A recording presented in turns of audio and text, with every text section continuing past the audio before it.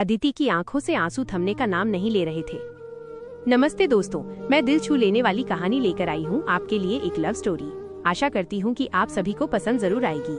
अगर कहानी पसंद आए तो लाइक कमेंट शेयर जरूर करें, क्योंकि आपका एक कमेंट शेयर अगले कहानी बनाने पर मजबूर करेगी। नफरत या मोहब्बत, अदिति की आंखों से आंसू थमने का नाम नहीं ले रहे थे। आर्यन ने जैसे ही उसे घर जाने के लिए कहा, उसकी एक सिसकी पूरे केबिन में गूंज गई। आर्यन जो अपनी कुर्सी पर आंखें मूंद कर बैठा था, अदिति के रोने की आवाज सुनकर तड़प उठा। उसने तुरंत अपनी आंखें खोलीं और सामने भीगे चेहरे वाली अदिति को देखा। अब क्या हुआ अदिति? सुबह से बस ये सावन की झड़ी लगा रखी है तुमने? क्या आंखों में कोई पानी की टंकी फिट कर रखी है जो खाली ही नहीं होती? आर्यन ने थोड़ा चिढ़ते हुए लेकिन फिक्र के साथ कहा। अदिति का रोना और तेज हो गया। आर्यन से रहा नहीं गया।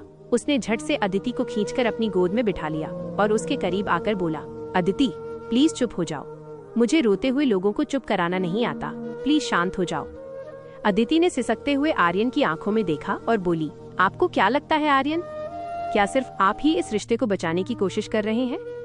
मैं भी हर मुमकिन कोशिश करती हूँ, लेकिन आपकी ये बेरुखी और शक मुझे कदम पीछे खींचने पर मजबूर कर देते हैं। आर्यन ने उसे डांटते हुए कहा, पहले ये आंसू पोंछो, मुझे कुछ समझ नहीं आ रहा तुम क्या कह रही हो। अदिति ने सहमकर अपने आंसू पोंछे और धीरे से कहा, सॉरी, आगे से ऐसी बात नहीं होगी, प्लीज मुझे माफ कर दीजिए। आर्यन के चेहरे पर एक शरारती मुस्कान आ गई। माफी इतनी आसानी से नहीं मिलेगी मिसेज अदिति। अगर मेरी माफी चाहिए तो वो करना होगा जो मैं कहूँगा। मंजूर है? अदिति ने डरते हुए पूछा। अगर आप कुछ गलत करने को कहेंगे तो मैं नहीं करूँगी। गलत? तुम्हें लगता है मैं अपनी ही पत्नी के साथ कुछ गलत करूँगा? मैं कोई गैर नहीं हूँ अदिति। आर्यन ने उसकी कमर पर अपनी पकड़ मजबूत करते हुए कहा, तुम्हें बस मुझे किस किस करना होगा। अदिति के होश उड़ गए। उसने आर्यन की गोद से उठने की कोशिश की।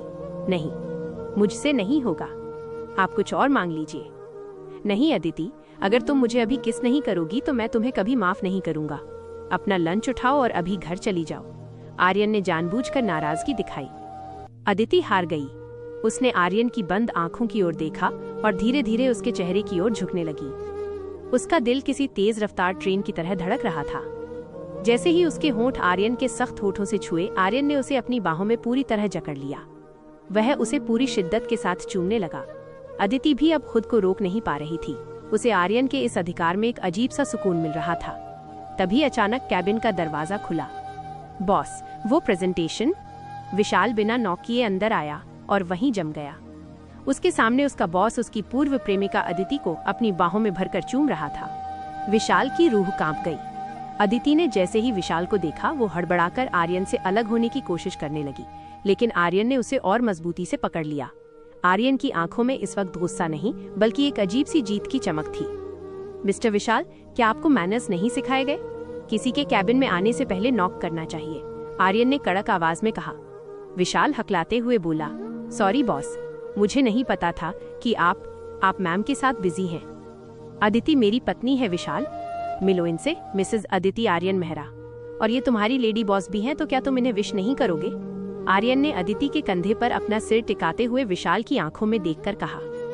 विशाल ने कांपती आवाज में कहा, गुड मॉर्निंग मैम। उसकी आंखों में पानी भर आया था।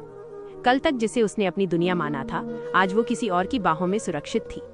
आर्यन जानबूझकर अदिति के गले और बालों से खेलने लगा।